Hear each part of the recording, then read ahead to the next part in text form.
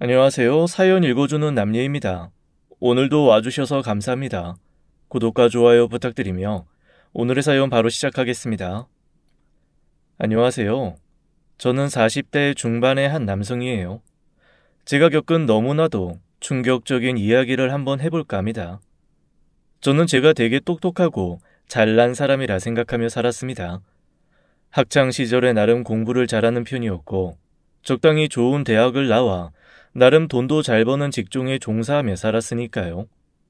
주변에서 소개팅도 많이 들어왔었어요. 그렇게 몇 명의 여자들을 사귀기도 했습니다. 하지만 여자들과의 만남은 오래가지 않았어요. 여자친구들과 조금 사귀다 보면 금방 실증이 났거든요. 자기야, 우리 오늘 뭐 할까? 밥 먹고 영화 볼까? 아이, 또 영화야? 영화 싫어? 그럼 오붓하게 비디오방 갈까? 아유, 얘 은큼한 것 좀 봐. 매번 누구 양기를 빨아먹으려고. 저기 미안한데 나 좀 피곤해서 일찍 들어가 볼게. 뭐야, 2주 만에 만났는데 그런 게 어딨어. 자기야. 그렇게 여자친구를 강남역 4번 출구에 내버려두고 집으로 돌아온 뒤 잠수를 탔어요. 연락을 끊고 자연스러운 헤어짐을 기다리곤 했습니다. 한 번은 음기가 충만한 여자친구를 만났는데 그것도 한두 달만 좋지 그 이후에는 금방 실증이 나더라고요. 자기야, 오늘은 땡땡 호텔 어때? 거긴 지난달에도 다녀왔잖아. 그럼 이번에 새로 지은 신축 모텔이 있던데 거기로 갈까? 지은아, 네 머릿속엔 언제나 호텔이나 모텔밖에 없는 거냐? 좀 신박한 다른 데이트는 없는 거야? 어떻게 된 여자애가 음탐하고 조심함이라고는 하나도 없냐? 뭐야, 좋다고 같이 놀 땐 언제고 이제 와서 조신 타령이야? 좋다고 눕힐 땐 언제고 이제 단물 다 빨아먹었다 이거야? 어이가 없어서. 여자친구에게 막말을 던져놓고 저는 여자친구가 제게 헤어지자고 하길 바랬어요. 그런데 제 예상을 깨고 여자친구가 말하더군요. 으이그, 이제 알았다. 자기 뭔가 색다른 걸 원하는 거구나? 자기가 그럼 정해봐. 어느 호텔이야? 그 말에 온몸에 힘이 빠지더군요. 저는 결국 여자친구에게 헤어짐을 통보했습니다. 지은아, 이제 우리 그만 헤어지자. 그 말에 여자친구는 울며 불며 통곡을 했어요. 이렇게 제게 매달리는 여자들만 겪다 보니 여자란 동물의 실증이 나더군요. 결국 저는 다른 곳에서 즐거움을 찾기로 마음먹었습니다. 진정한 제 운명의 상대가 나타나기 전까지 절대로 그 누구도 만날 생각이 없었죠. 저는 운동을 하며 마음을 정화할 생각에 헬스장을 끊었습니다. 규모가 1000평이나 되는 큰 곳이었고 그곳엔 골프, 필라테스, 요가 등 없는 게 없더군요. 헬스장에 가서 운동을 하다 보면 꼭 한 명씩 여자들이 접근하곤 하는데요. 그런 사람들 중에 강사들도 없잖아 있곤 해요. 제가 철벽을 치다 보니 철벽남이라고 소문이 났습니다. 그랬더니 오히려 남자 트레이너 분들이 절 좋아하더라고요. 저를 경쟁자로 인식하던 사람들이 저를 일종의 동료로 생각해 주더라고요. 그렇게 저는 그들에게 아주 우호적인 동료이자 친구가 되었습니다. 헬스장 직원들과 친해지다 보니 이것저것 듣게 되는 이야기들도 많아졌어요. 어느 트레이너가 그만뒀다거나 새로 헬스장을 차려서 나갔다거나 하는 이야기들이요. 그러던 어느 날 좀 나이 많은 요가 강사님이 혼전 임신으로 늦은 결혼을 하게 되었다는 이야기까지 듣게 되었어요. 그리고 새로운 요가 강사님이 들어왔다는 것까지 알게 되었습니다.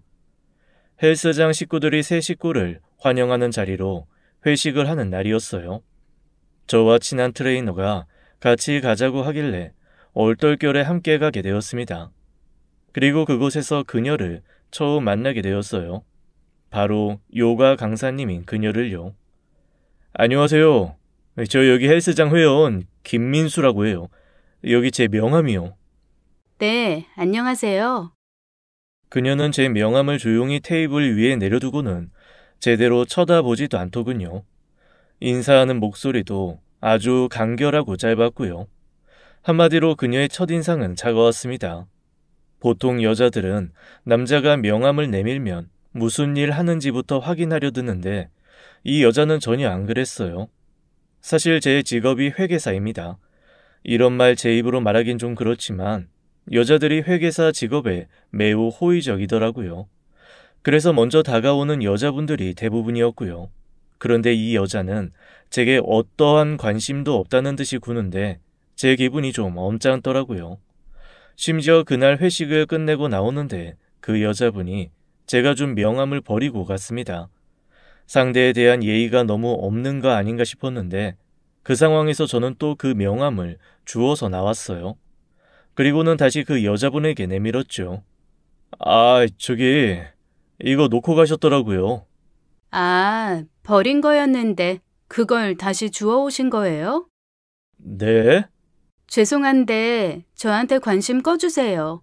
제가 지금 누구한테 관심 받고 받아주고 할 상황이 아니라서요.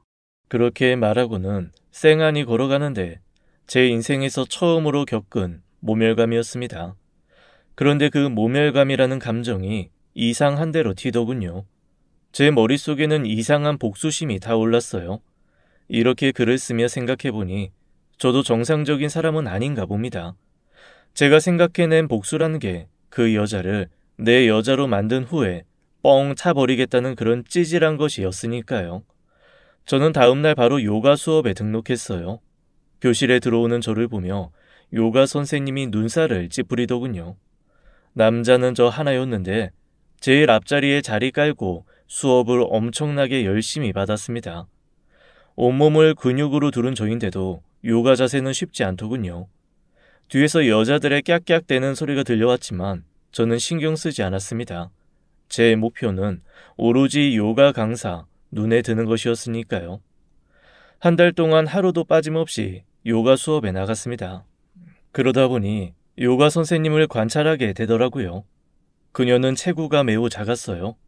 어찌 보면 초등학생 같다는 생각이 들 정도였죠. 늘씬한 몸매에 유연함까지 더해서 요리조리 움직이는데 참 예쁘다는 생각이 들었어요. 그러고 보니 체조 선수 손현재님과 닮았더라고요.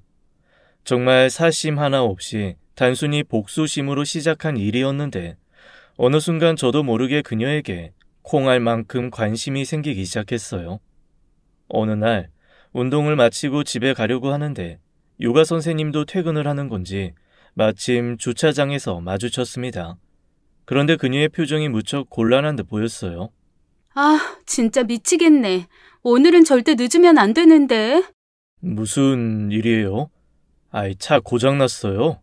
이 고물차가 노망이 났나 봐요. 시동이 안 걸려요. 어디 한번 봐봐요. 이거 아무래도 배터리 나갔나 보네. 연식이 오래돼서 그런가 경고등도 많이 떠 있고. 저 서비스 부르세요. 저기 혹시 저 좀 태워주실 수 있을까요? 네? 오늘만 좀 태워주세요. 제가 오늘 일찍 집에 들어가 봐야 해서요. 제가 월급날 되면 기름값은 드릴게요. 그렇게 강사님을 집 근처까지 데려다 주게 되었습니다. 왜 오늘 일찍 집에 들어가야 하느냐고 물어보자 통금 시간이 있다고 하더군요. 요즘 시대에 정말 드문 처자다 라는 생각이 들었어요. 차를 수리하는 기간 동안 몇 번 더 집 근처에 데려다 주게 되었어요. 그러다 보니 둘 사이가 전보다는 좀 더 가까워졌습니다. 그러던 어느 날이었어요. 하루는 무슨 바람이 불었는지 선생님 표정이 무척 밝더라고요.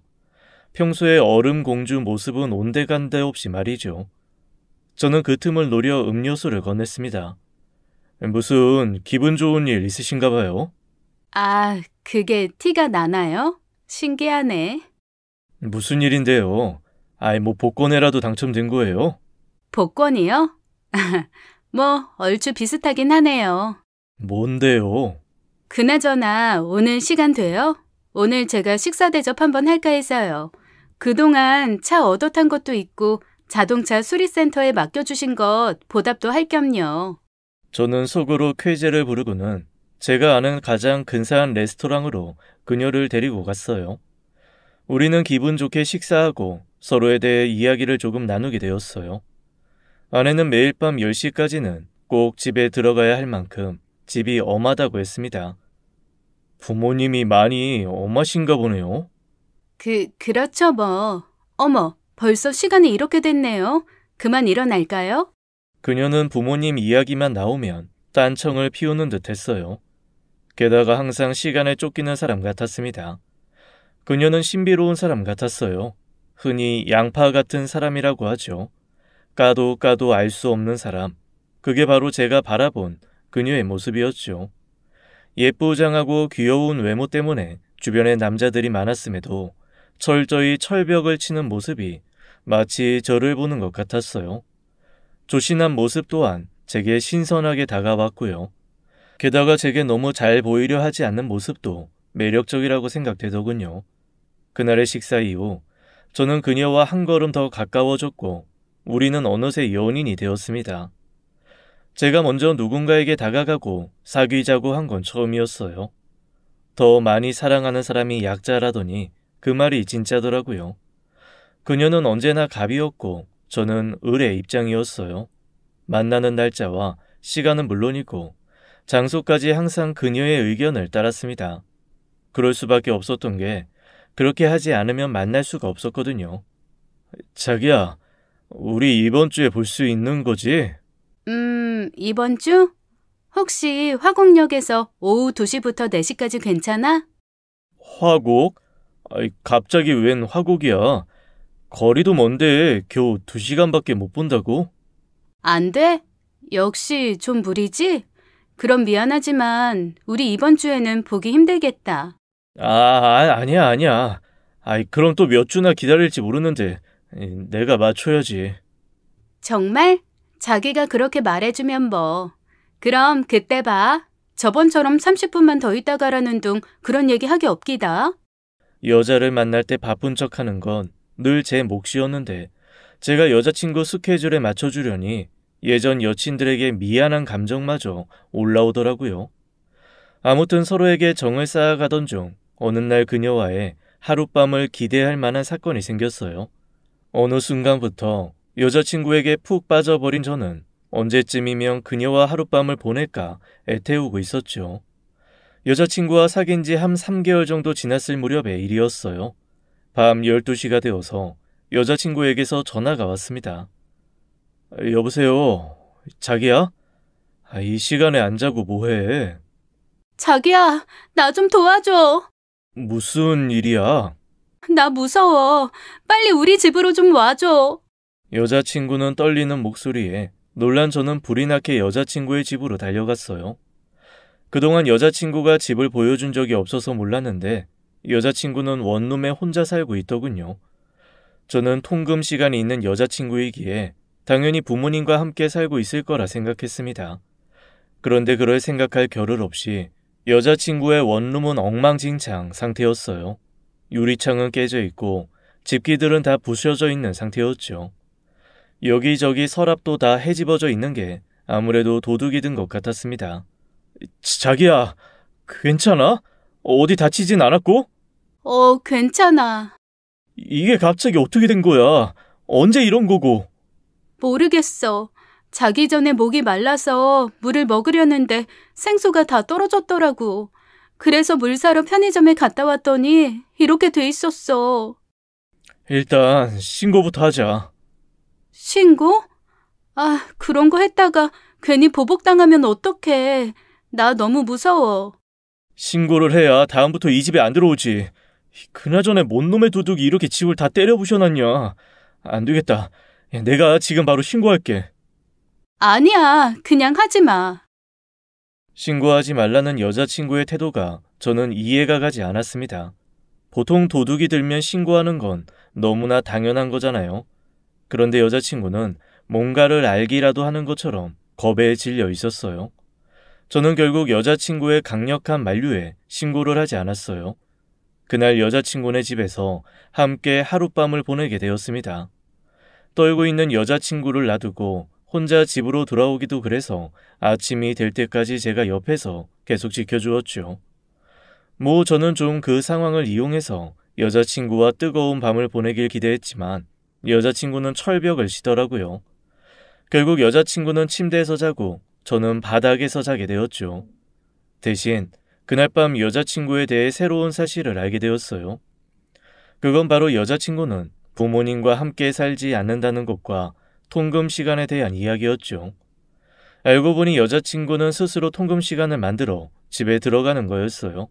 그 이유가 혼자 산다고 하면 남자들이 쉽게 볼까 봐서 일부러 통금 시간이 있다고 한 거였대요. 그럼 보통의 남자들이 부모님이랑 같이 산다고 생각해서 쉽게 보지 않는다는 거였죠. 그런 모습의 여자친구를 보니 정말 조신하고 참한 사람이라는 생각이 들었어요. 그리고 여자친구는 부모님이 안 계시다는 사실도 알게 되었습니다.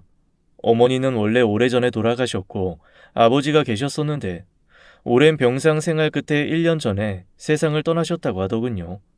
오랜 병상 생활 탓에 밀린 병원비를 내느라 지금도 여자친구가 고생하는 거라고 했습니다. 그동안 그런 큰 아픔을 갖고 있었으면서 어쩌면 내게 내색 한번 하지 않았을까 싶었어요. 홀로 꿋꿋하게 지내는 모습의 여자친구가 안쓰러우면서도 대견하게 느껴졌습니다. 그 사실을 알게 된 후 더 여자친구를 지켜주고 싶다는 생각이 많이 들었어요. 그래서 철벽남이었던 제가 결혼까지 결심했습니다. 하지만 여자친구는 쉽게 제 청혼을 받아주지 않더라고요. 아직은 마음의 준비가 안 되었다며 거절하기 바빴죠. 저는 여자친구가 결혼을 결심할 때까지 묵묵히 옆에서 있어 주었어요. 그런 제 노력을 하늘이 알아준 건지 어느 날 갑자기 여자친구가 제게 결혼하자고 하더군요. 자기야, 혹시 우리 결혼하면 어디서 살지 생각해봤어? 우리 결혼? 자기 드디어 결혼 승낙해주는 거야? 뭐, 상황에 따라서? 에이, 그게 무슨 말이야. 실은 내가 꼭 살고 싶은 집이 있는데 그 집이 이번에 매물로 나왔더라고. 살고 싶은 집? 어떤 집인데? 그냥 아파트야. 실은 내가 부동산에 관심이 좀 많아서. 근데 알다시피 내가 돈은 없잖아. 그래서 혹시 자기가 그 아파트 사줄 수 있는지 해서. 혹시 자기 명의로 아파트 사달라는 거야? 아니야, 그런 거. 날 뭘로 보고? 난 그런 속물 아니거든. 자기 돈으로 사는데 당연히 자기 명의로 해야지. 그 집만 해오면 나랑 결혼해준다는 거지? 응. 이렇게 말하고 보니 좀 미안하네. 너무 자기한테만 희생을 강요하는 것 같아서. 에이, 희생은 무슨. 어차피 결혼하면 집은 해와야 하는 건데. 그래서 그 집이 어딘데? 이번 주 주말에 보러 가자. 그렇게 여자친구와 집을 보고 빠르게 계약까지 하게 되었어요. 그땐 제가 정말 여친에게 미쳐 있었나 봅니다. 이제와 생각해보면 어떻게 그렇게 해달라는 대로 다 해주고 이상한 요구까지 다 맞춰서 들어주는지 이해가 안 가네요. 아무튼 그렇게 우리 둘은 결혼을 하게 되었어요. 아내가 구해달라던 신혼집은 신혼부부에게는 꽤나 큰 아파트였습니다. 무려 60평짜리 집이었으니까요. 솔직히 이렇게 큰 집이 무슨 필요가 있을까 싶었는데 막상 입주하고 보니 너무 좋더라고요. 다만 부모님은 좀 이해 못하시는 눈치였어요. 회계사인 제가 요가 강사인 아내를 맞이한 것도 못마땅해 하셨는데 집까지 큰 집으로 구하는 걸 보시고는 이게 다 며느리 입김이라 생각하셨거든요. 사실 틀린 생각은 아니셨지만요. 하지만 그런 부모님의 잔소리를 뒤로 할 만큼 아내가 너무나 기뻐했기에 저는 제 결혼을 무척이나 만족했습니다. 아내는 이렇게 큰 집에서 사는 게 꿈이었다며 집 인테리어는 자신이 전적으로 맡아서 하겠다고 했습니다. 약간 구축에 해당하는 집이었기에 저도 어느 정도 인테리어가 필요하다고 생각했어요. 마침 아내가 직접 자재까지 골라가며 인테리어를 하기 시작했죠. 그렇게 완성된 집에 들어갔을 땐 저도 만족도가 무척 높았어요. 여기저기 아내의 손길이 닿아 집이 전혀 다른 분위기로 꾸며져 있었죠. 다만 아내의 안목이 남들과는 확실히 좀 달랐어요. 조금 넓게 트인 구조를 좋아하는데 아내는 가구를 복잡하게 배치해서 집 구조가 개미굴 같은 걸 좋아하더라고요. 동선이 좀 안 좋긴 했지만 그래도 이것도 나름대로 독특하고 재미있다라는 생각에 아내 의견을 존중해 주었습니다. 아내와의 신혼생활은 정말 달콤했어요. 다른 여자들은 결혼 후에 남자를 구속한다는데 제 아내는 그런 것도 전혀 없었습니다. 그래서 오히려 좀 구속해 주길 바라게 될 지경이었죠. 아내는 결혼 후에도 계속해서 요가 강사 일을 하며 귀가 시간을 절대로 밤 10시를 넘기지 않았어요. 게다가 잠자리에 드는 시간도 아주 철저하게 딱딱 지키고는 했죠. 저도 아내의 생활 패턴에 맞추다 보니 딱 9시 반이면 침대에 누워 10시가 되기 전에 잠이 들곤 했습니다. 일어나는 시각도 정확히 6시 반이 되면 저절로 떠졌어요. 이렇게 규칙적인 생활 습관이 건강에는 좋을지 몰라도 저와 아내와의 관계에서는 안 좋더라고요. 아내와 밤에 무얼 하고 싶어도 그 시간만 되면 누워서 자버리니 아무것도 할 수가 없을 때가 많았거든요. 그런 점이 좀 아쉽기는 했습니다. 아내는 결혼 후에도 저를 애태우는 데는 선수였어요. 그렇게 설레임 가득한 신혼 생활을 이어가던 어느 날이었습니다. 하루는 퇴근 후에 집에 들어가는 길에 옆집 사람을 처음으로 마주치게 되었어요. 그 사람은 집에서 나오는 길이었고 저는 들어가는 길이었죠. 저는 반사적으로 인사를 하게 되었어요. 안녕하세요. 제 인사에 그 남자가 저를 한 3초 정도 빤히 보더라고요. 그 표정이 매우 무뚝뚝하고 차가웠는데 잠시 후 미소를 지으며 인사를 건넸습니다. 아, 안녕하세요. 인사를 받아주면서 보이는 그 표정과 웃음기가 좀 기분 나쁘더라고요. 뭐랄까, 나를 우습게 보는 느낌이라고 할까요? 이건 저만 느꼈을 수도 있겠지만 남자들 사이의 신경전 속에 불꽃이 튀는 느낌이었어요. 그런데 그 남자는 저를 상대할 가치도 없다는 듯한 태도를 보이는 것 같아서 그 짧은 순간에 자존심이 상했습니다. 사실 이건 그 남자가 너무 잘생겨서 제가 자격지심에 그렇게 생각한 걸 수도 있어요. 그 남자는 늘씬한 근육질 몸매에 얼굴은 곱상하게 잘생겼더라고요. 누구나 한 번쯤 돌아볼 만한 외모였어요. 다만 풍기는 인상이 평범하진 않았습니다. 눈빛이 좀 매섭다고나 할까요? 아무튼 그런 강렬한 인상의 첫인사를 하게 되었죠. 여보, 나 방금 전에 옆집 남자 봤다. 뭐? 옆집 남자 봤다고. 당신도 본 적 있어? 아니? 옆집 남자 인상이 영 별로야. 기생 오라비처럼 생겼는데 눈빛이 너무 날카로워. 내가 인사했는데 말없이 나를 뚫어져라 쳐다보더라니까. 그래서 당신 인사 씹었어? 아니, 뭐 한 3초 있다가 인사를 하긴 했는데 날 막 아래로 내려다보면서 실실 웃으면서 인사하는데 그거 되게 기분 나쁘더라고. 처음 본 사람한테 이런 말하기 좀 그런데 관상이 좀 범죄자 관상이야. 범죄자는 좀 너무했다. 그래도 꽤 잘생긴 편인데. 당신 그 남자 본 적 없다며. 어?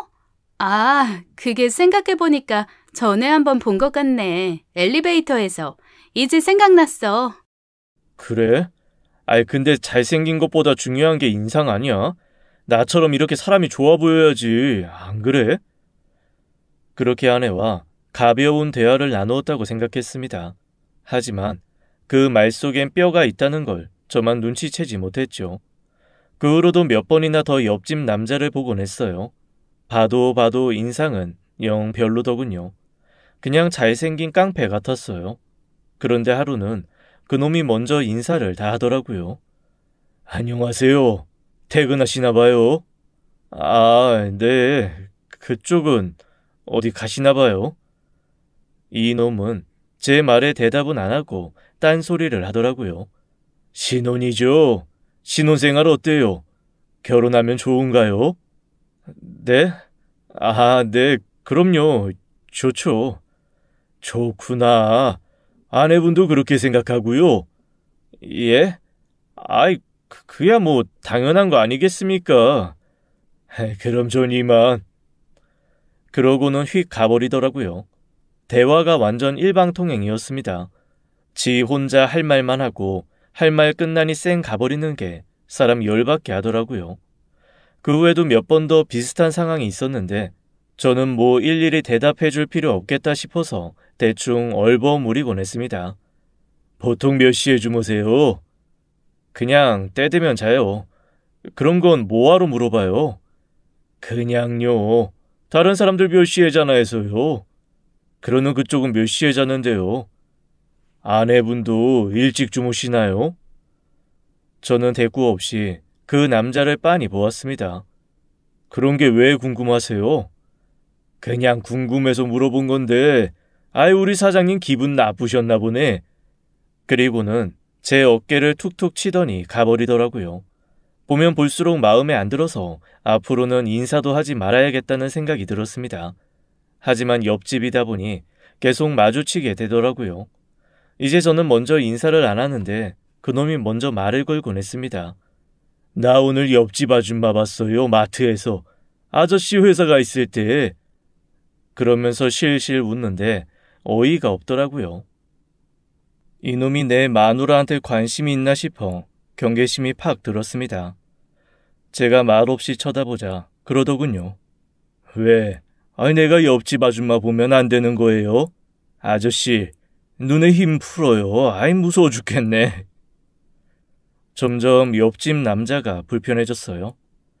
보아하니 하루 종일 집에만 붙어 있는 것 같은데 내 아내가 혼자 집에 있을 때 찾아오면 어쩌나 싶더라고요. 그냥 다 불안했습니다. 그런데 저를 더 불안하게 하는 일이 일어났어요. 그날도 어김없이 자리에 일찍 누워 잠이 들었습니다. 그런데 감기 기운이 있어서인지 목이 많이 아프더라고요. 물을 마시기 위해 잠에서 깨게 되었어요. 기침이 자꾸 나오려는 걸 꾹 참았습니다. 아내가 깰까 봐서요. 그런데 옆자리를 확인해보니 아내가 없었어요. 저는 집 이곳저곳을 둘러보며 아내를 불렀습니다. 하지만 아내는 보이지 않았어요. 60평대 집이다 보니 화장실도 3개라서 화장실도 하나하나 모두 찾아보았는데 아내는 없었어요. 혹시 이 시간에 밖에 나갔나 싶어서 신발장에서 아내 신발을 찾아보았는데 신발은 그대로였어요. 다른 신발을 신고 나갈 수도 있으니 전화를 해봐야겠다는 생각이 들었죠. 아내는 전화를 받지 않았습니다. 뭐야, 이 시간에 어디 간 거야, 걱정되게. 저는 안 되겠다 싶어서 집 주변 마트와 편의점을 둘러봐야겠다 싶었어요. 대충 잠바를 주워 입고 신발을 신으려는데 제 뒤에서 아내가 나타났습니다. 여보, 이 시간에 어딜 가는 거야? 깜짝이야. 당신 왜 이렇게 놀래? 놀래라. 당신 집에 있었어? 아니, 당신이 안 보이길래 나간 줄 알고 걱정돼서 찾으러 가려고 했지. 도대체 어디 있었던 거야? 나 그냥 집에 있었는데? 그러니까 집 어디에 있었냐고. 그냥 화장실도 갔다가 방에도 갔다가 그랬지. 내가 부르는 소리 못 들었어? 못 들었어. 우리 동선이 엇갈렸나 보다. 뭐해? 얼른 들어와. 계속 현관 앞에 서 있을 거야? 정말 이상하다라는 생각을 하며 저는 다시 잠자리에 들었습니다. 아무리 집이 크다고 해봐야 60평대인데 이렇게 사람 하나 못 찾을 정도인가 싶더라고요. 저는 찾는다고 다 찾아보았는데 그때는 정말 아내가 보이지 않았거든요. 제가 감기에 걸려서 열도 좀 있었고 그래서 그런 건가 하고 넘어갔어요. 그런데 이런 일은 또 벌어졌어요. 또다시 아내가 사라진 거였죠. 역시나 신발은 그대로였어요. 저는 집안을 샅샅이 뒤져보았습니다. 집안 구석구석을 보는데 걸리는 시간도 꽤 오래 걸렸습니다. 이럴 땐 미로 같은 집 구조가 원망스럽더라고요. 그런데 이번에도 역시 아내가 보이지 않았어요. 아내에게 전화를 해보았지만 아내의 핸드폰 벨소리도 들리지 않았죠. 아내가 워낙 몸집이 작아서 어디 장롱에라도 들어가 있나 싶어 장롱까지 모두 다 열어 확인을 해보았어요. 제가 장롱을 뒤지고 있는데 뒤에서 누군가 제 어깨를 툭 쳤습니다. 깜짝이야. 여보, 지금 뭐 하는 거야? 장롱은 왜 다 뒤지고 있어? 당신 어디 갔었어?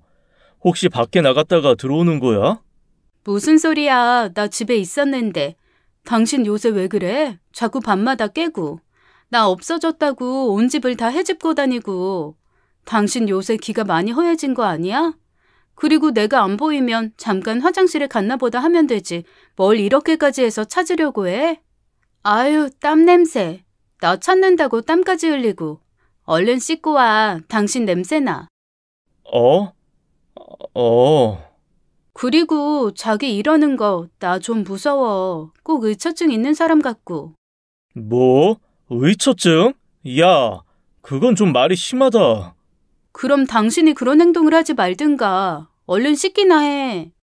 제가 씻으러 가는데 아내가 작게 중얼거리는 소리가 들렸습니다. 아, 왜 자꾸 깨는 거야? 이 당시에 저는 정말 제가 잘못 들은 말인 줄 알았어요. 저는 가다 말고 서서 물었습니다. 뭐? 지금 뭐라고 했어? 나 아무 말도 안 했는데? 그날 이후에 또 한 번 같은 일이 생겼어요. 아내가 사라졌다가 제가 집을 다 찾고 난 후에 안방에 들어와 보니 아내가 침대에서 자고 있었던 거였죠. 아내에게 이런 얘기를 해봤자 아내는 저를 의처증이나 신경과민이라며 이상한 사람 취급을 하곤 했습니다. 저는 꼭 귀신에 홀린 것 같았어요. 제가 정말 집을 아주 꼼꼼하게 보았거든요. 그런데 꼭 아내에게 전화만 하고 나면 아내는 어디선가 나타나곤 했어요. 혹시 이 집에 내가 모르는 다른 비밀 문이 있나 싶기까지 했죠. 저는 결국 제 의문을 해결하기 위해 해서는 안 될 짓까지 하고 말았습니다. 남편으로서 아내를 믿어야 하는데 아내의 핸드폰에 위치 추적 어플을 깔게 되었어요. 그리고 밤마다 잠이 들지 않으려고 노력했죠. 그런데 제가 잠이 깨어 있는 날엔 아내는 항상 제 옆에 누워 잠이 들곤 했습니다. 그렇게 며칠이 흘러갔어요. 그러던 어느 날 제가 깜빡 잠이 들었다가 눈을 떴는데 아내가 집에 없다는 사실을 알게 되었죠. 저는 바로 위치 추적 어플부터 확인해 보았습니다. 그리고 그 위치를 확인해 본 저는 너무 놀랐습니다. 아내가 있는 곳은 바로 옆집이었으니까요. 저는 그걸 확인하자마자 머리에서 불꽃이 튀는 것만 같았어요. 제 아내가 밤마다 옆집 남자와 무언가를 했을 걸 생각하니 돌아버릴 지경이었습니다. 저는 당장에 옆집으로 향했어요. 야, 당장 문 열어! 당신 거기 있는 거 다 알고 왔어! 당장 문 열라고! 제가 한 5분간 문을 두들기고 발로 차는데도 옆집 남자는 바로 나와볼 생각을 안 하더군요. 그럴 수밖에요. 둘이 안에서 이 상황을 수습하려고 머리를 굴리고 있을 테니까요. 저는 고성을 지르고 발차기를 멈추지 않았어요. 온갖 욕이란 욕은 다 해가며 문을 쾅쾅 두드려대는데 어느 순간 집안에서 이상한 소리가 들리더군요. 웅성웅성 거리는 것 같기도 하고 뭔가 부산스러운 소리 같은 게 들려왔어요. 숨어도 소용없어. 다 알고 왔으니까 당장 문 열지 못해? 그렇게 말하는데 갑자기 문이 벌컥 열렸습니다. 그리고는 그곳에서 사람들이 우르르 쏟아져 나오기 시작했어요. 마치 소떼가 지나가듯 사람들이 우르르 쏟아져 나오는데 이게 무슨 상황인가 싶어서 어항이 벙벙해지더군요. 그 와중에 정신 차리고 제 아내가 나오는지 눈을 씻고 찾아보았습니다. 그런데 나오는 사람들 모양새가 영 이상하더라고요. 옷으로 얼굴을 가린 채 가방을 하나씩 품에 딱 끼고는 헐레벌떡 계단으로 내려가는데 아무리 봐도 죄진 사람들 모습 같았어요. 대략 수십 명의 사람이 빠져나간 것 같은데 제 느낌엔 수백 명이 빠져나간 느낌이었어요. 저는 안 되겠다 싶어서 그 사람들 사이를 삐짓고 집 안으로 들어갔습니다. 집 안으로 들어서서 온 방을 헤집고 아내를 찾으려는데 갑자기 제 눈앞에 옆집 남자가 나타나더군요. 이게 지금 뭐 하는 짓이죠? 왜 야밤에 남의 집을 찾아와서 이 난리를 피우는 겁니까? 비켜! 내 아내 어딨어? 내 아내 데리고 여기서 무슨 짓 한 거냐고! 저는 그놈의 멱살을 잡아 쥐었어요. 저보다 키 큰 그놈의 멱살을 잡아 올리려는데 꿈쩍도 안 하더군요. 그래도 오기로 멱살을 잡고 흔들었습니다. 그랬더니 그 놈이 제 손을 뿌리치고는 기분 나쁘게 크크거리며 웃더라고요. 그렇게 잠시 웃더니 아주 싸늘한 표정으로 저를 노려보며 말하더군요. 네 아내를 왜 여기 와서 찾아? 당신 돌았어? 아님 당신 아내가 여기 있다는 증거라도 있는 거야? 증거? 당연히 있지. 이 집에서 내 아내 찾는 즉시 너는 콩밥 먹을 준비나 해라. 어디 신성한 가정집에서 도박 하우스장을 운영할 생각을 해? 어이가 없네. 그래, 한번 찾아봐요. 그런데 만약 못 찾으면 오늘 업장 영업 못해서 날린 돈 그거 당신이 물어야 할 거야. 저는 그놈이 헛소리를 하던지 말던지 제 아내를 찾기 바빴습니다. 온 방안을 둘러보고 여기저기 다 찾아보았어요. 정말 구석구석 안 찾아본 것이 없었죠. 그런데 정말 귀신이 고칼 노릇인지 제 아내는 그 집 어디에도 없었어요. 점점 당황스러워지더군요. 제 표정에 그놈이 한마디를 거들었습니다. 전화라도 해봐요. 이 집에 있으면 벨소리라도 나겠지. 안 그래요? 그놈이 아주 당당하게 말했습니다. 그놈 말대로 해보는 게 자존심이 상했지만 저는 아내에게 전화를 걸었습니다. 저는 이 집에서 벨소리가 나는지 확인하려고 귀에 온 신경을 집중했어요. 전화 송심음이 10번 정도 흘렀을 때 아내가 제 전화를 받더군요. 여보세요? 당신, 지금 어디야? 어디라니? 나 집이지. 그러는 당신은? 당신이 집이라고? 그럼 집이지. 어디겠어. 자다 일어나서 더워서 베란다 문 좀 열었다가 자려고 왔는데 당신 없길래 화장실 간 줄 알았더니 당신 바뀐 거야? 이 시간에 어딜 간 거야? 아니, 그게... 저는 더 이상 할 말을 찾지 못하고 전화를 끊었습니다. 분명 아까 나가는 사람들 중에 제 아내는 없었는데 이게 어떻게 된 일인지 도저히 이해가 되지 않았어요. 옆집 남자는 팔짱을 낀 채 저를 한심하다는 듯 위에서 아래로 내려다보고 있더군요. 죄송합니다. 제가 큰 오해를 한 것 같아요. 오늘 매출 어떻게 메꿀 건데 당신 같은 일반 전문직이 여기 하루 매출 갚으려면 당신 한 달치 월급으로도 모자라. 그런데 어찌됐든 이거 불법이잖아요. 여기서 이런 거 하면 안 되죠. 안 그래요? 어이가 없네. 불법 영업은 방해해도 된다는 거야 뭐야? 됐고 당신 돈 필요 없으니까 이왕 이렇게 알려진 거 눈 감아주는 조건으로 오늘 일 없던 걸로 하는 거 어때? 그럼 나도 더 이상 이웃집에 걸릴까봐 신경 쓸 필요도 없고 서로 상부상조하는 거 아니야?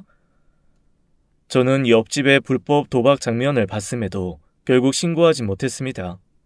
옆집이 도박 하우스장이라는 게 좀 충격이긴 했지만 그날 아내의 행적의 미스테리로 인해 충격이 더 컸거든요. 아내는 제게 어딜 갔다 왔냐며 묻더군요. 당신 이 시간에 어딜 다녀온 거야? 아니, 그냥 잠깐 밖에. 그런데 말이야, 혹시 밖이 좀 소란스러웠을 텐데 아무 소리 못 들었어? 소리? 글쎄, 난 아까도 말했다시피 베란다 문 열고 와서 바로 다시 잠들어서 내가 깊이 잠들어서 아무 소리도 못 들었는데 혹시 오늘 밖에서 무슨 일 있었던 거야? 뭔데? 아니야, 아무것도. 그날 이후 저는 제 자신을 의심하기 시작했어요. 혹시 내게 의처증이 있는 건가? 아니면 환각과 환청 혹은 환시 같은 게 있어서 일어나지 않은 일을 겪거나 느끼는 건 아닌지 말입니다. 내가 원래 이렇게 여자한테 집착하는 타입이었나 곰곰이 제 자신을 돌아보게 되더군요. 아무리 봐도 제가 미친 것 같진 않은데 아내가 자꾸만 집안에서 사라지니 저는 다른 방법을 찾게 되었어요. 그건 바로 집안에 CCTV를 설치하는 것이었죠. 아내 모르게 설치된 CCTV를 저는 매일 아침마다 몰래 확인을 했습니다. 하지만 그 영상을 보고 난 후 저는 더더욱 미스테리에 빠졌어요. 영상의 모습은 이랬습니다. 아내가 조용히 안방 문을 열고 나오더니 주방과 연결된 베란다로 가는 게 보이더군요. 그런데 그곳에 간 아내가 3시간이 지나서야 베란다 문을 열고 나와 안방으로 들어오더라고요. 그 베란다는 세탁기가 놓여있는 곳이었어요. 한밤중에 잠옷을 입은 채로 베란다에 3시간씩이나 있는 게 평범한 상황은 아니잖아요. 너무 이상했습니다.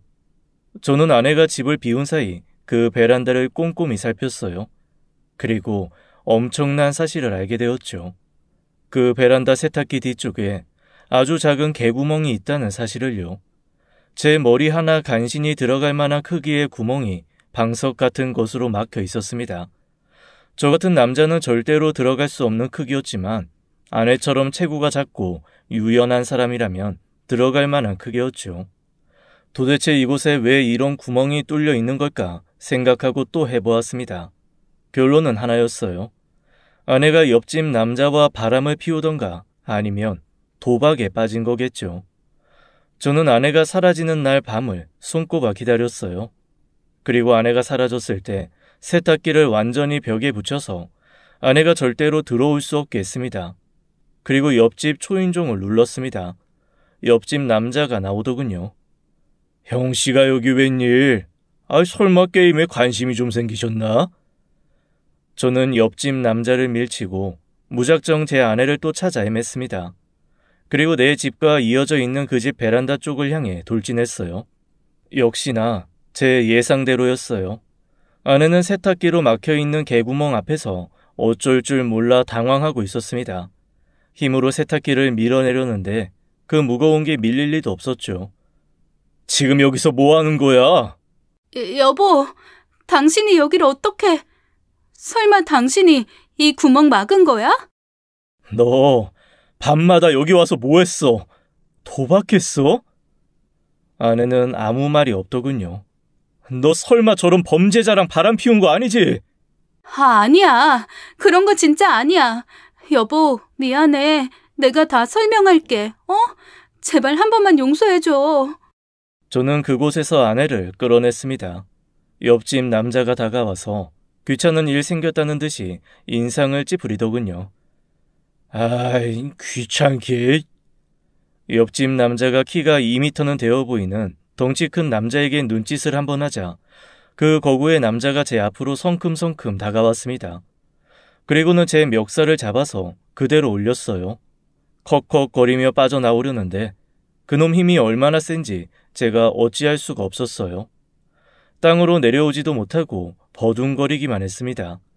제 얼굴에 피가 쏠려 시뻘개지는데 옆집 남자가 무섭게 말하더군요. 행여나 신고할 생각 마라. 안 그럼 앞으로 영영 당신 아내 못 보게 될 테니까. 그 말이 끝나자 제가 땅으로 내려졌습니다. 아내와 저는 문 밖으로 내동댕이 쳐졌어요. 저는 아내를 집으로 데려와 자초지정을 듣게 되었습니다. 여보, 미안해. 당신이 이런 일까지 겪게 해서. 그런데 정말 어쩔 수 없었어. 사실은 내가 빚이 좀 많았거든. 그걸 지금 변명이라고 해?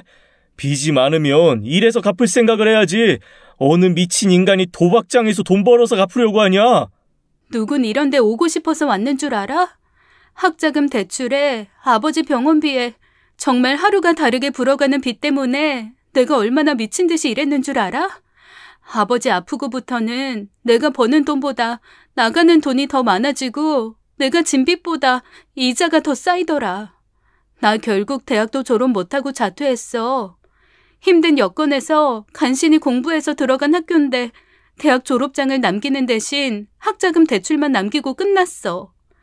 그런데 자퇴한다고 일한다고 내 상황이 달라지지도 않더라. 결국 알바하다가 알게 된 언니 얘기 듣고 혹해서 한번 시작한 게 여기까지 온 거야. 없는 돈인 셈치고 10만 원으로 시작했는데 그날 내 수중에 300만 원이 생기더라. 내가 한 달을 죽어라 일해도 못 버는 돈이 하루아침에 생기니까 진짜 미치게 좋더라고. 그 돈으로 아버지 밀린 병원비 내고 나니까 욕심이 생겼어. 나라고 뭐 도박이 재밌어서 한 줄 알아? 그저 빚 갚을 생각에 이성이고 뭐고 없어지더라고. 나도 알아. 내가 잘한 거 하나 없다는 거. 그런데 내 인생이 당신처럼 평탄했다면 이 지경까지 왔을까? 전에 내가 한밤중에 우리 집에 와달라고 부른 적 있지? 그거 단순한 도둑 아니었어. 빚 갚으라고 찾아온 깡패들이었다고. 아내는 목이 메이는지 더 이상 말을 잇지 못했습니다. 저는 그런 아내에게 물었어요. 그래서 지금까지 딴 돈이 얼마냐고요? 4억. 4억? 얘 그렇게 많이 땄으면 이제 그만둬도 되는 거 아니야? 그러자 아내가 미친 사람처럼 웃는데 이게 웃는 건지 우는 건지 헷갈렸습니다. 그리고 아내의 이어진 말에 저는 바닥에 주저앉았습니다. 빚이 4억. 아내는 잃은 돈을 만회하려고 계속하다가 결국 4억이나 되는 빚을 진 거였어요. 그놈들이 사채업자도 끼고 업장을 운영하는데 아내가 고금리로 사채를 써서 도박을 한 거였죠. 제가 한 번에 다 갚아줄 수 있는 돈이었지만 이렇게 쉽게 갚아주면 아내의 버릇이 더 나빠질 것만 같았습니다. 염치 없는 거 알지만 당신이 혹시 빚 갚아줄 수 있어? 내가 그렇게 큰 돈이 어딨어.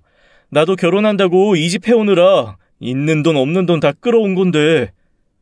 그러자 아내가 제게 실망한 듯한 표정을 짓더군요. 그리고는 황당한 말을 했습니다. 여보, 당신 옆집 신고 안 할 거지? 지금 그게 중요해? 제발 당신이 끼어들어서 일 크게 만들지 말고 나를 봐서라도 눈 감아줘. 응? 부탁할게. 왜? 그럼 또 옆집에 기어들어가서 카드 치려고? 그런 거 아니야. 그냥 나 때문에 하우스장에 문제 생기면 당신한테 해코지 할까봐 그래. 저는 눈을 질끈 감고는 생각을 정리했어요. 그리고 아내에게 결심한 듯 말했습니다. 우리 당장 이사 가자. 아내는 놀라운 표정을 지었지만 이내 고개를 끄덕였어요. 저는 정말 빠른 속도로 집을 내놨습니다. 개구멍이 뚫려 있는 이 집에 계속 살고 싶지 않았어요. 그리고 집이 나갈 동안 잠시 휴직을 하고 아내와 여행을 떠났어요. 아내는 이렇게까지 하는 제게 고마워하고 미안해했죠.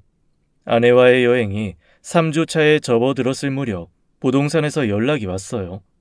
누군가 집을 산다고요. 저는 잠시 서울에 올라와 부동산 계약을 마치고 다시 여행지로 돌아갔습니다. 그리고 제 지인에게 연락을 한 통 넣었어요. 제 지인 중에 계급 높은 경찰이 있거든요. 며칠 후 그 지인으로부터 연락을 받았습니다. 네가 말한 대로 일 처리 다 끝났어.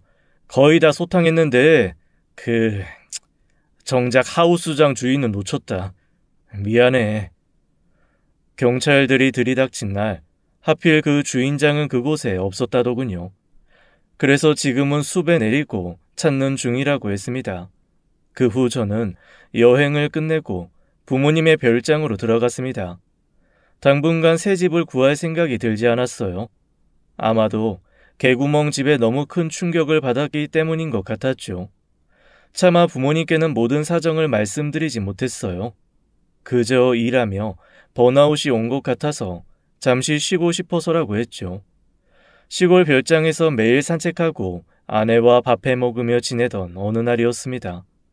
하루는 저 혼자 시장에 다녀왔는데 아내가 집에 없더군요. 아내가 집에 없다는 사실을 알고는 갑자기 가슴이 답답해져 왔어요. 설마 아니겠지 하면서도 아내가 또다시 도박장에 갔을 것 같아서 겁이 났습니다. 도박이 중독성이 엄청나다잖아요. 저는 아내를 찾아 동네를 1시간쯤 헤매다가 갑자기 위치 추적 어플이 생각났어요. 아내가 아직 어플을 지우지 않았기만을 바라며 제 핸드폰을 확인해 보았습니다. 아내의 위치가 잡히더군요. 저는 차를 곧장 끌어 아내가 있는 곳을 향해 가보았어요. 그런데 그곳에서는 정말 상상도 못할 일을 보게 되었습니다. 도박보다도 더 충격적인 사실을 마주해야 했거든요. 위치 추적이 가리키는 곳은 어느 시골의 한적한 집이었어요. 회색 지붕의 파란 대문집에 들어서자 그곳에는 아내와 웬 노인과 아이가 앉아 있었어요. 그들은 마루에 걸터 앉아 삼겹살을 구워 먹고 있더군요. 제가 들어오자 삐걱거리는 대문 소리에 모두가 저를 쳐다보았어요. 저를 본 아내의 표정은 잔뜩 겁에 질려 있었고 노인과 아이는 저 사람 누구지 하는 표정이었습니다. 저는 천천히 그들을 향해 걸어갔어요.